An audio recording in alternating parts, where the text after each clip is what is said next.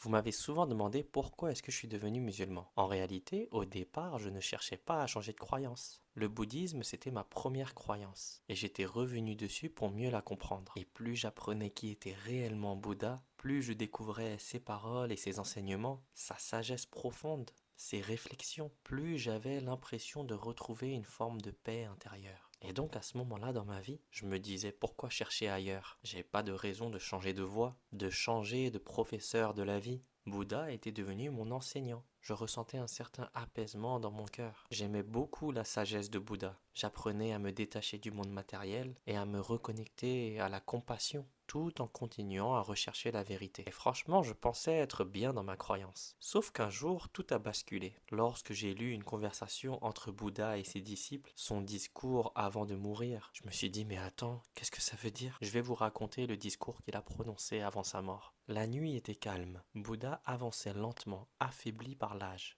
Ses pas étaient sereins, mais son corps montrait qu'il approchait de la fin de son voyage sur Terre. Arrivé à Kusinara, il s'allongea entre deux arbres. Son fidèle disciple, Ananda, s'assit près de lui, silencieux. Mais son silence n'était pas paisible. Il était fait d'inquiétude, de tristesse et de questions. Alors Bouddha lui dit doucement, Ananda, ne sois pas troublé. Tout ce qui est né, tout ce qui est devenu, tout ce qui est créé ou composé est éphémère, est destiné à se dissoudre. Et les moines se rassemblèrent autour de lui. Ils attendaient une parole, un dernier conseil, quelque chose qui leur dirait quoi faire après sa mort. Et Bouddha dit calmement, il se peut que certains d'entre vous pensent, les paroles du maître ne sont plus là. Nous n'avons plus de guide, mais il ne faut pas penser ainsi. Le Dhamma que je vous ai délivré, Dhamma qui signifie l'enseignement de la vérité, qui libère du mensonge et de l'illusion, sera désormais votre maître. Bouddha ne disait pas à ses disciples de le suivre lui, mais de suivre la vérité. Il préparait ses disciples à accueillir la guidance même après lui. Et ensuite, Bouddha a dit à ses disciples, après que la vie humaine aura décliné et que le Dhamma sera éteint,